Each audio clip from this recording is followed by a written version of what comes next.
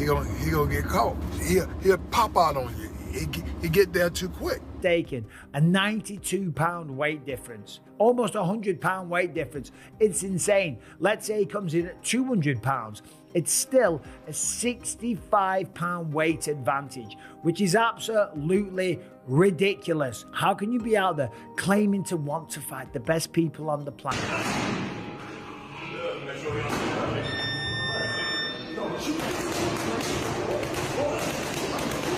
Several seasoned boxing analysts have cautioned Jake Paul against fighting Gervonta Davis, especially after recent training footage showed Davis hitting with blistering speed and unrelenting power.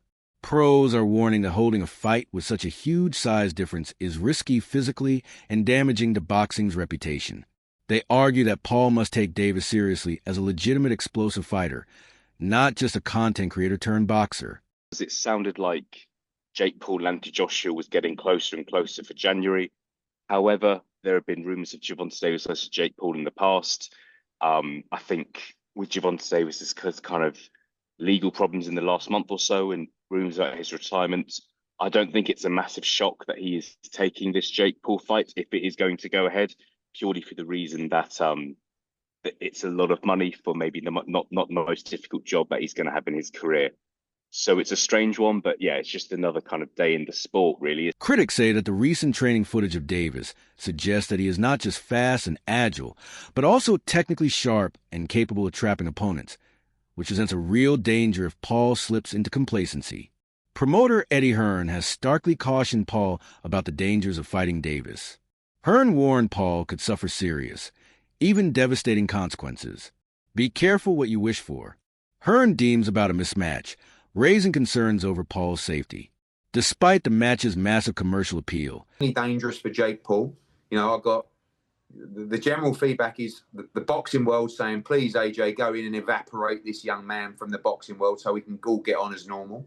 You've got Jake Paul fans thinking bizarrely they can beat Anthony Joshua. And the most bizarre thing out of everything is that Jake Paul genuinely believes he will beat Anthony Joshua. I think that's the only reason we're going to see this fight. But I truly believe you're going to see it at the beginning of 2026. While he rates the fight's chances as 50-50, his underlying message is clear. In this fight, Paul risks far more than just his record. In Hearn's view, his well-being is on the line. Daniel Cormier has delivered a measured yet critical response to Jake Paul's decision to take on Davis.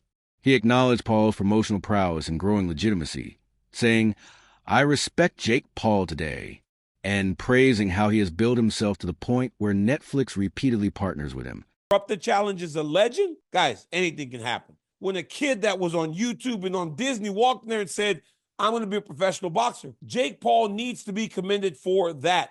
He had a vision, and he honestly executed that vision better than anyone ever could have expected. But sometimes you want something so badly that you don't recognize the dangers that come with wanting that thing and then getting that thing. Now Jake Paul has gotten himself to a point where he's fighting someone that could truly, truly end his career. Mike Tyson. We're talking about one of the scariest, most dangerous fighters to ever step foot in the squared circle. For me, it's pretty simple. Jake Paul, in the Mike Perry fight, he got a great appetizer for what he will get in the main event.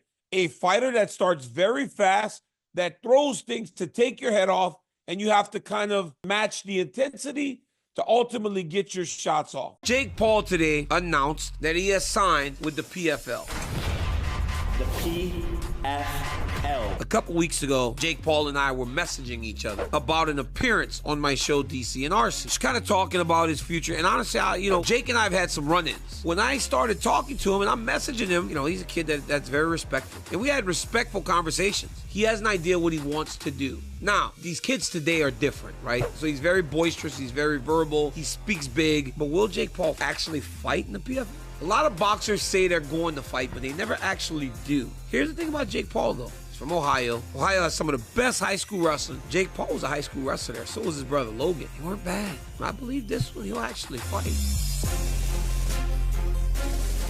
DC couldn't ignore the glaring mismatch in size. Cormier emphasized Davis as a superior boxer, but underscored the stark weight difference. Davis weighed around 133, 88 pounds in his last bout, While Paul tops nearly 200 pounds, he warned that if Davis wins, it could completely derail Paul's momentum. Yet, the same applies to Davis. The fight was just absolutely fucking diabolical. Again, I've said before, he's not a professional boxer. He never will be. And he proves time and time again that he's not a professional fighter. So, Jake Paul, go on, piss off. I mean, I don't really take Jake Paul that serious. He can't really box. He can have a little fight, he can have a swing. He swings away, stands up straight, and he throws punches, but it's not professional boxing. Because when I watch him box, he's just so much wrong. It's just, everything's wrong. It's so bad. He's got leaky defence. He telegraphs his punches. Like, you put him in with someone his own size, it was a professional, and it's a mismatch. And you'll see that if he ends up fighting somebody. Tommy Fury, bless him, he's a pro boxer, but he's inexperienced. He's got no amateur pedigree. He's a raw novice, or maybe just above the raw novice. I was saying earlier, where would I put him in terms of levels? He'd do well to win a British title. He's at that sort of level. And then from British title to world level, it's like different worlds. It's like totally different. It's like a different sport. Just here at Los Naranjos in Viva, España, and I found out that Gervonta Davis is now fighting Jake Paul. So Jake Paul was supposed to be fighting AJ. Eddie Hearn announced 99% done, which we've just spoke about. What next for AJ? Potentially Jake Paul. But it now looks like that Jake Paul is fighting one of Anthony Joshua's legs. He's fighting Gervonta Davis, somebody who's a quarter of his size. I don't even know what's going on. Has Eddie Hearn been played? Let me know what you think. But the AJ fight with Jake Paul's finished. Gervonta Davis, fake Paul, November. I don't know what's going on in the world of boxing. This is an absolute joke. What next for AJ? We'll get into this, and there's so many questions I want to get into in the next episode, but I hope you enjoyed this one. And yeah, I just thought I'd give you a quick update because the news has just come in, and I'm just trying to relax and play a bit of golf, and I can't. I've got to get it off my chest. I'm going to add it to this video. Hope you enjoy it. Don't forget, if you haven't already, hit like, share, and subscribe to the best channel in the business, Froch on Fighting. Who risks serious embarrassment fighting someone so much bigger. Former super middleweight champion Carl Froch has issued a stern warning about the safety risks of the next Paul versus Davis exhibition, highlighting an estimated 65 pounds weight gap. Paul typically fights near 200 pounds, whereas Davis competes at 135 pounds. Despite Davis's superior skill, Froch warned that Paul's size and atypical power present a serious threat to Davis. Won't be used to being hit like that. Today we're going to talk about the boxing world and another fight that Jake Paul just booked for his joke of a career against a 65-plus smaller guy than him in Gervonta Davis. Jake Paul is a circus sideshow for low IQ incels. Nobody should be falling for this carny bullshit about him being a real fighter. Gervonta is a million times better than him, so he has to handicap Gervonta's skill by being a giant lab rat with a 65-plus weight advantage over him. This is a joke. This is a mockery to the sport of fighting. You know, the best are supposed to fight the best. Why is he fighting a guy that's, you know, in his last fight, Mike Tyson, who, you know, he's got a 40-year age gap between them? You know, why are you fighting a guy that should be in line for, you know, the early bird special, not fighting in a boxing ring and Mike Tyson? Now you're fighting a guy who is, you know, tiny. He's a 130-pound fighter. You fight in the 210, 220 weight range. So, you know, this is another joke.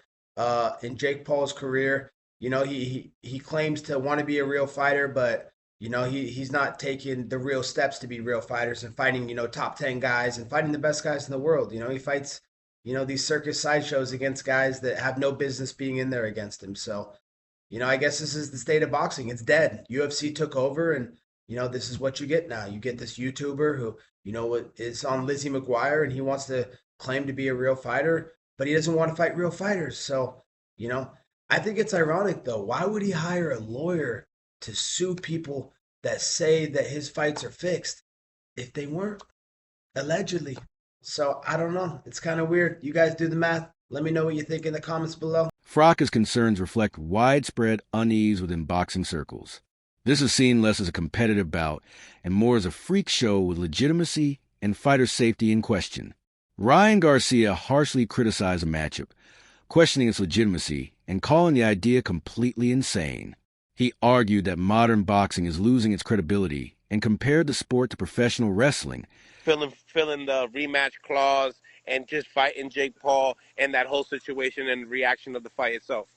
I feel people I don't know, people got issues because at 200 million mandatory, or either go fight for 5 million. It's a no-brainer. Like, And what's wrong with people? It's a a hard no-brainer. fight. A hard Right. fight. And we prize fighters. They prize fighters. Right. And the prize is big. And he's gonna retire soon. So you got That's it. 200 million right here, and you're about to retire soon, or either a $5 million Wait a fight. minute. Wait a minute. Kid said he disagreed. Why did he disagree?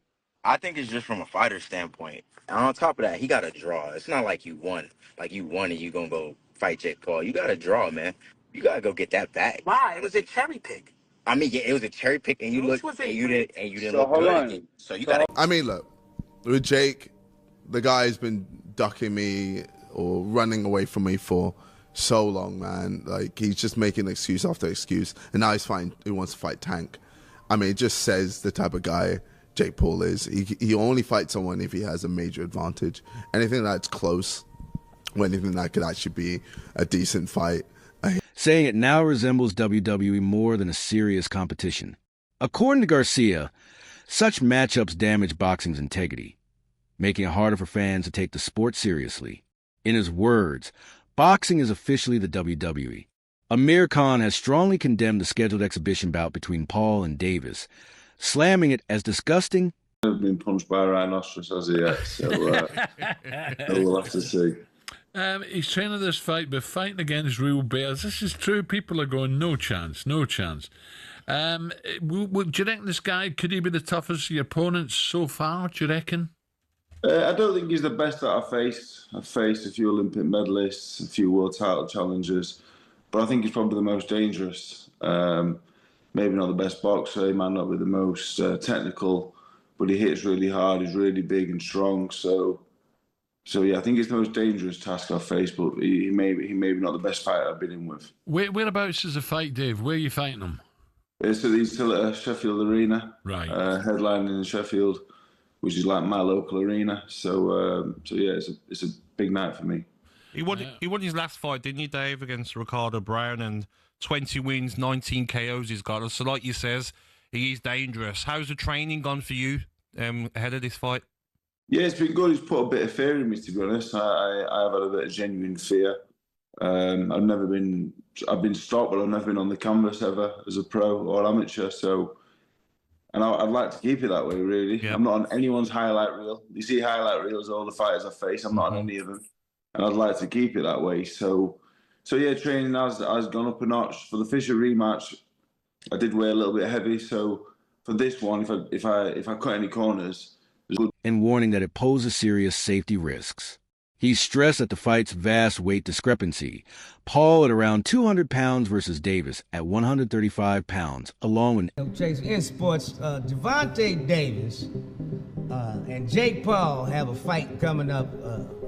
I ain't even gonna call it a fight, because it ain't. If Jake Paul's involved in it, it's a great acting job. You know Mike Tyson could have just knocked Jake Paul's face into the canvas, but he got paid to pull punches, otherwise he wouldn't have got paid. I'm pretty sure the same is going for Gervonta Davis. It's a quick money grab. Yeah, most of y'all gonna be suckers who tune in. It's a quick money grab. That's all I'm saying. Ain't gonna be no fight. I don't give a fuck how big Jake Paul is. He can't take one of them little mother tank punches. Yeah, tank move furniture. Move furniture. Catch that motherfucking move furniture. And Jake don't like his furniture move, so he gonna pay him not to hit him again. If you really want to show out Gervonta, sign a contract that you ain't gonna hit him, because if you hit him, you lose all the money. And then whoop that motherfucker's ass, put him to sleep, and get him out the boxing game once and for all. Some critics argue that boxing is dead at this point, claiming the sport has strayed too far from its roots of fair competition and true skill. They believe celebrity-driven matchups, mismatched opponents, and spectacle-driven events are overshadowing the sport's legacy. Instead of highlighting world-class fighters, critics say the focus has shifted to entertainment value. Whoa! Jake Paul is fighting Gervonta Tank Davis. Chilaquiles.